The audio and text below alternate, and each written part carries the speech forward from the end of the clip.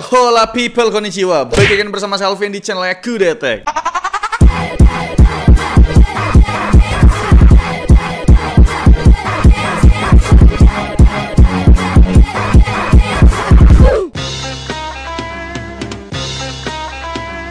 Kalian tahu si Jiluis itu alias host magang kita udah hampir jadi karyawan full time di Kudetek nih bre. Tapi emang banyak bener ya requestnya gitu loh. Kemarin pengen upgrade ke MacBook M3 gitu ya kan. Ku pinjemin dulu lah ya kan biar dia nyicipin gitu loh. Nah sekarang request lagi ya pengen monitor yang gedean dikit. Ya for your information ya, awalnya si Jiluis ini kita kasih monitor 22 inci dari Cooler Master kemarin yang kita beli 1.300.000-an gitu lah. Tapi katanya kekecilan men gitu. Terus kita suruh cobain beberapa monitor 24 inci dan 27 inci juga. Akhirnya pilihan dia jatuh ke monitor yang 27 inci. Aku cariin ya kan monitor 27 inci yang murah aja gitu, nggak usah mahal-mahal ya kan. Terus lihat videonya Mamang Kutang ya jelas ya kan, yang bahas Xiaomi G27i. Ya walaupun memang isi video marah-marah semua ya.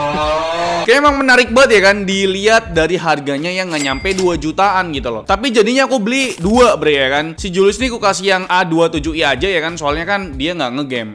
Emang kuat ya kan MacBook dipakai buat gaming gitu kan. Emang ya dari segi harga G27i ini lebih tinggi ya dari harga Cina gitu di kisaran 1,5 juta. Tapi ya udahlah ya, toh kita juga bisa beli di toko lain selain official store-nya mereka. Kalau emang nggak mau ngasih cuan ke Xiaomi Indonesia gitu kan. Yang penting kan kagak berurusan sama bea cukai dah gitu kan. Kalian tahu sendiri ya kan, King Indo sengaja nggak juara Piala Asia U23 karena apa? Iya karena memang nggak mau pialanya tuh ketahan sama bea cukai gitu loh. Ini agak bahaya gak sih? Ya intinya kalau perkara harga, aku pribadi udah cukup puas lah ya. Soalnya nih barang udah paling murah di pasaran sih ya. Mau cari yang paling murah nggak ada 27 inci 165 Hz yang di bawah 2 juta gitu loh. Kebanyakan tuh di atas 2 juta itu pun ada yang masih 24 inci gitu loh. Jadi memang ya cuma Xiaomi aja sih yang ngasih harga under 2 juta gitu loh. Tapi kalau Xiaomi Indonesia bisa mepetin harga Cina ya, bakal pecah ya kan pasar monitor di sini gitu. Ya intinya sih ya sekarang orang pada takut gitu gara-gara memang bea cukai kan lagi viral gitu kan. Ya kalau misalkan kalian mau beli sendiri di China dengan harga China yang sekitar 1,5 juta ya silakan aja. Tapi tadi sih aku ngelihat storynya Mas Mobi ya kan, dibilang kalau kita tuh sekarang udah nggak bisa belanja lagi lewat AliExpress gitu. Kalau aku dulu pribadi tuh sering belanjanya di Banggood ya, sekarang juga udah nggak bisa. Ya tapi kalau misalkan kalian mau beli dari Cinanya langsung mungkin bisa pakai jasa gitu ya. Tapi kan ya repot lah ya hitung-hitungan pajak dan lain sebagainya gitu. Ya udahlah itu terserah kalian gitu. Sekarang kita ngebahas lah ya unitnya aja gitu ya kan. Dari segi fisik sih keduanya emang sama persis ya, karena memang kita langsung review yang Xiaomi A27i sama Xiaomi G27i. Bedanya tuh cuma di refresh rate gitu loh ya kan. Buat desainnya sih lumayan cakep ya, buat kelasan monitor 1 jutaan gitu loh. Bahasa desainnya tuh lebih ke arah minimalis dengan 3 titik bezel-less. Ya lebih ke monitor murah aja sih gitu kan. Body monitornya langsing bener ya kan. Bahkan ketebalan panelnya tuh cuma 7,5 mm doang. Base stand-nya juga dibuat kotak minimalis gini ya kan, bukan yang segitiga agresif kayak monitor gaming kebanyakan atau kaki bebek ya orang bilang gitu kan. Terus buat ergo stand-nya jelas terbatas ya bre, cuma bisa tilting doang ya, tilting atas bawah gitu. Tapi kalau misalkan kalian mau pakai third party stand gitu atau stand yang lainnya gitu kan ya, perhatiin mountingnya bre. Di kedua monitor ini cuma support VESA mount 75 x 75 mm aja ya, bukan 100 mm. Nah desain minimalisnya juga kebawa sampai ke bagian percolokan dan pertombolan yang terdiri dari satu buah DisplayPort, satu buah HDMI 2.0, port jack audio out, sama port DC in. Dan ada satu tombol buat kontrol OSD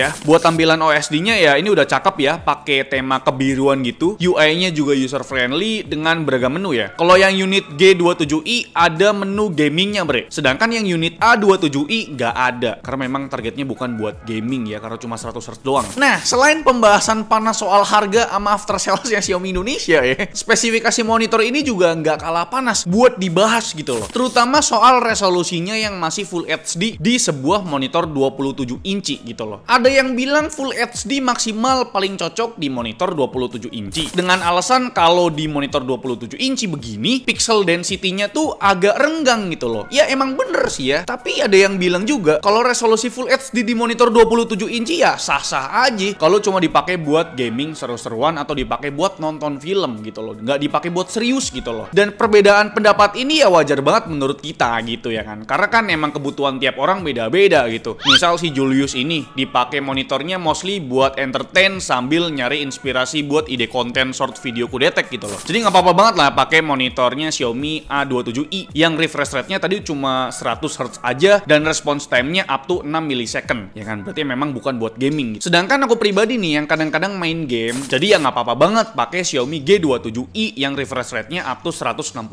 Hz dan response time-nya tuh up to 1 millisecond, bre. Ya emang target pasar monitor ini buat para gamer yang PC-nya low end, bre. Ini aku pakai monitor 30 inci ultrawide main The Final tuh nggak sampai 100 FPS gitu. Jadi percuma kan gitu kan. Jadi harusnya ya perdebatan resolusi Full HD di sebuah monitor 27 inci harus yang lebih bijak lah ya.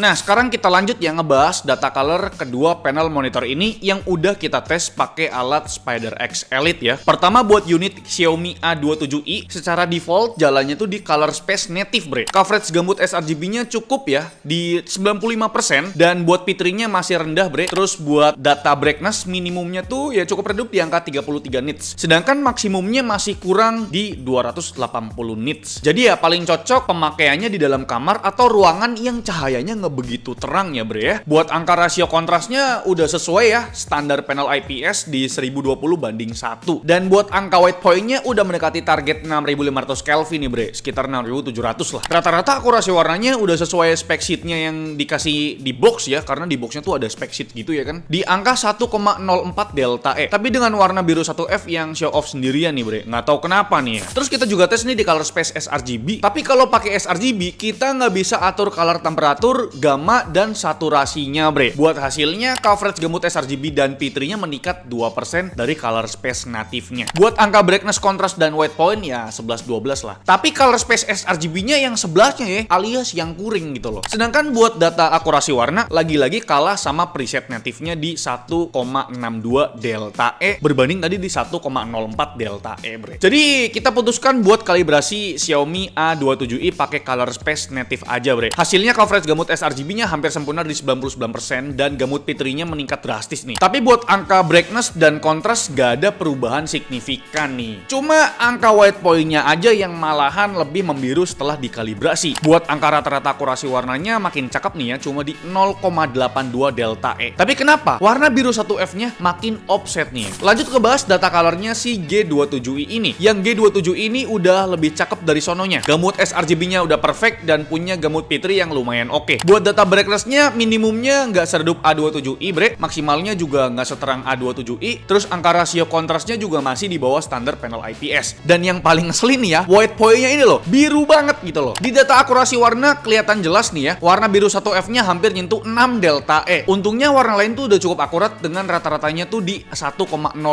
delta E. Kecuali warna coklat 6H yang agak lain juga nih ya. Kalau pakai color space sRGB di G27i ini malah agak kurang, bre. Coverage gambutnya nggak seluas native-nya, data brightness, rasio kontras, dan white point-nya juga nggak secakep native-nya gitu loh. Cuma warna biru 1F-nya agak mendingan nih. Tapi warna lain malah jadi kurang dengan rata-rata di 1,49 delta E. Setelah kita lakukan kalibrasi di color space native, gak ada perubahan signifikan juga ya. Coverage gambutnya udah mentok, angka brightness dan kontras sama aja, palingan white point-nya yang sedikit membaik ya. Kelihatan juga di data akurasi warna yang menunjukkan warna biru 1F-nya tuh udah mepet di 4 delta E, bre. Tapi secara overall masih lebih akurat sebelum dikalibrasi, bre. Jadi buat kesimpulan dari pembahasan data color tadi, menurut kita sih kedua panel monitor ini udah maksimal ya dari sononya, alias udah terkalibrasi dengan baik lah dari pabrikannya gitu. Jadi kalian nggak perlu kalibrasi lagi sih. Ya ternyata monitor murah ini udah cukup oke lah untuk digunakan gitu. Sekarang kita akan bandingkan kualitas motion blur-nya dan efek ghosting dari kedua monitor yang punya perbedaan 65 Hz ini, bre. Kalau response time di unit G27i defaultnya kan fast gitu loh. Tapi di unit A27i ini defaultnya tuh standar aja, bre. Jujur buat gambaran UFO di unit A27i ini sangat gak layak buat ditampilkan ya. Baik itu di preset standar, fast, faster, sampai fastest nih. Sangat susah dideskripsikan saking buriknya gitu loh. Sedangkan buat hasil UV test di unit Xiaomi G27i ya agak mendingan lah ya kan. Di preset standarnya juga masih bisa dilihat dengan jelas bentuk UFO-nya walaupun dengan ekor yang sedikit ghosting gitu. Kalau di preset face lebih mendingan, bre. Efek ghostingnya lebih minim walau detail aliennya masih blur gitu loh. Lanjut di preset faster, hasilnya tuh ya 11-12 nih ya, bre, sama preset face. Masih sedikit mendingan pakai preset face aja gitu loh. Sedangkan di preset fastest nih yang paling kenceng, malah efek ghostingnya makin berasa sih. Berarti kesimpulannya nih, buat kebutuhan gaming tentu paling cocok kalian ambil unit yang Xiaomi G27i ya, dengan response time di set fast aja. Ini paling nice menurut pengujian kami ya. Nah, kalau buat yang Xiaomi A27i ini, karena memang nggak ada preset untuk response time yang kenceng gitu kan, jadi memang kurang cocok untuk gaming FPS. Ya mungkin kalau misalkan kalian pakai casual gitu atau entertain buat main game-game kayak misalkan Genshin atau main-main Dota gitu ya, mungkin yang emang nggak butuh response time yang cepet gitu, ya 100Hz sih ya lumayan lah ya. Dan kira-kira itu dia ya untuk ulasan dari kami mengenai dua monitor ini ya. Dan sekarang kita masuk ke kesimpulan dari yang G27i ini, karena memang kita lebih lama pakai yang G27i sih. Pertama nilai plusnya dulu ya, harganya jelas udah paling termurah ya, udah paling murah di pasaran dengan garansi 3 tahun full kalau di toko tempat kita beli gitu kan. Desainnya cakep ya kan, dengan bezel yang cukup tipis, dengan kualitas panel yang oke lah untuk harganya gitu kan. Nilai minusnya memang jelas ergo stay-nya cuma tilting doang dan nggak ada speaker. Lagian speaker juga nggak berguna juga sih ya. Dan sekarang kita masuk ke kesimpulan dari Xiaomi A27i yang harganya tuh 1,5 juta. Nilai plusnya dulu, ya desainnya sama aja, kualitas panelnya ternyata lumayan oke. Balik lagi nilai minusnya ya ergo stay-nya terbatas juga dan nggak ada speaker juga ya. Sebenarnya ini monitor yang sama,